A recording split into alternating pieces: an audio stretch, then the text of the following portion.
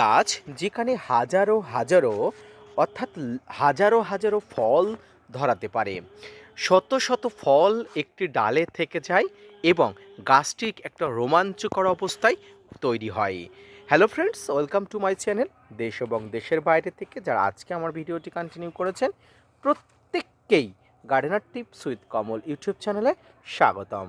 ছাদ বাগানে আজকের ভিডিওর আলোচনার বিষয়বস্তু হলো একটি বিশেষ ফল, যে ফলটি আমাদের প্রত্যেকের স্বাস্থ্যের জন্য, আমাদের শরীরের উচ্চ রক্তচাপ কমানোর জন্য এবং আমাদের শরীরকে ভালো রাখার জন্য, রক্ত শোধন করার জন্য এই ফলটি গুরুত্বপূর্ণ ভূমিকা গ্রহণ করে। আর এই ফল গাছটি হলো মালবেরি। কেউ বলে তুত ফল, কেউ বলে মালবেরি। তাই আজকের ভিডিওর আলোচনার বিষয়বস্তু হবে হাজারো হাজারো বা লাখো লাখো ফল আপনার ছাদ বাগানে ধরাতে গেলে আপনাকে কি পরিচর্যা করতে হবে। আসুন তাই নিয়ে থাকছে আজকের ভিডিওটি, না স্কিপ করে কন্টিনিউ করুন।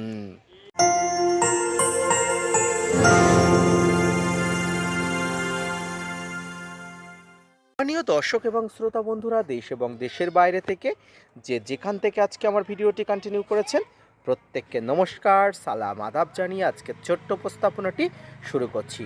একটি ফল গাছ যেখানে শত শত ফল ধরাতে সক্ষম হবেন আপনি অল্প পরিচর্যাতে। আর এই মুহূর্তে অর্থাৎ এই ফেব্রুয়ারি মাসের প্রায় 5 তারিখ পার হয়ে যাবার পরে আপনার ছাদ বাগানে যদি একটি মালবেরি ফলের গাছ থেকে থাকে, আপনি আশ্চর্যজনক ফলন পাবেন। আসুন এই ফলন পেতে আপনি কি পরিচর্যা করবেন।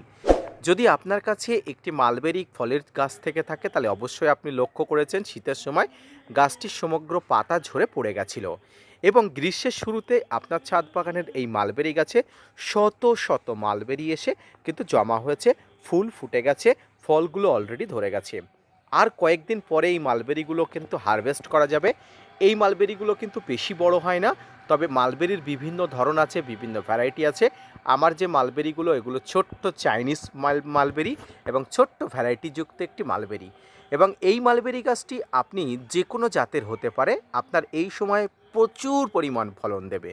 প্রথমত এই সময় আপনার একটি ছোট্ট মালবেরি গাছ থাকলেও সেই গাছে প্রচুর ফলন হবে।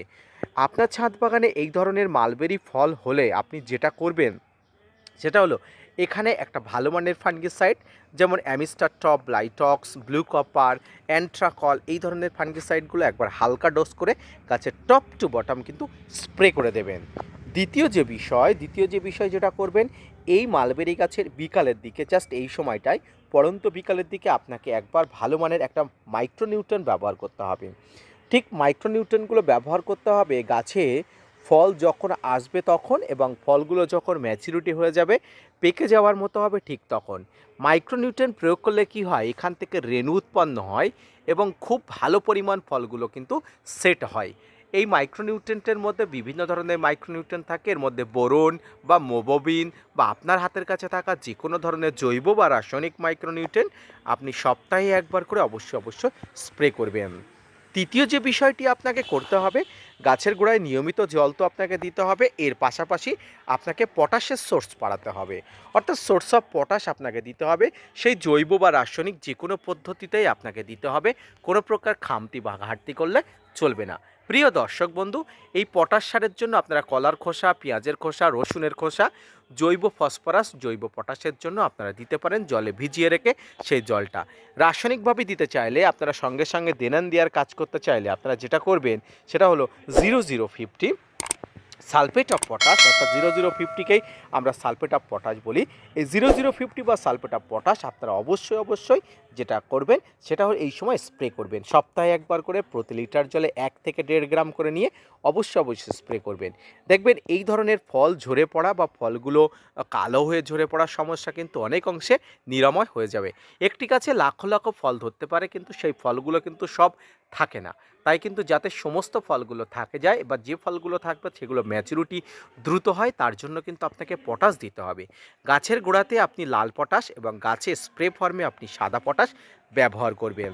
সর্বোপরি মালবেরি গাছে কোনো কীটনাশক ব্যবহার করার কথা আমি বলবো না, কারণ মালবেরি গাছে কীটনাশক প্রয়োগ করার প্রয়োজন হয় না। তবু যদি দরকার হয়, আপনারা সাইপারমেট্রিন গ্রুপ, ইমিডাক্লোপিড গ্রুপ, ডাইমাটের 30% কম্পোজিশন, এই কম্পোজিশনগুলো হাতের কাছে রাখবেন। খুব প্রয়োজন হলে ব্যবহার করবেন। মালবেরি গাছে এই সময় খুব উচ্চ খাবার দেওয়ার দরকার নেই, তবে কয়েকদিন আগে আপনি যদি খাবার দিয়ে থাকেন সেটা খুব ভালো করেছেন। তবে এই সময় যেটা করবেন, আর কয়েকদিন পরে আপনারা অবশ্যই গাছের গোড়াতে একটা হালকা করে খাবার দিয়ে দেবেন, যে খাবারটি অবশ্যই মিশ্র খাবার হতে হবে। আর এই খাবারের প্রভাব পেয়ে এই ফলগুলো বড় হয়ে উঠবে এবং দ্রুত হারভেস্ট করা আবার আপনি হারভেস্ট করতে পারবেন। প্রিয় দর্শক, একটি ছোট গাছে হাজারো ফল পেতে আপনাকে এই পরিচর্যাটুকু করতে হবে, কারণ আপনি ছাদ বাগানি, আপনার ছাদে প্রচুর পরিমাণ ফলগুলো হারভেস্ট করার একমাত্র কিন্তু আপনিই করতে পারবেন। আর বিন্দু পরিমাণ ভুল কিন্তু করলে চলবে না। তাই আপনাকে অবশ্যই এই ধরনের পরিচর্যা করে যেতে হবে, যে পরিচর্যায় আপনার গাছ ভর্তি ফলন আসবে এবং আপনি সফল ছাদ বাগানি হিসাবে গণ্য হবেন। ধন্যবাদ।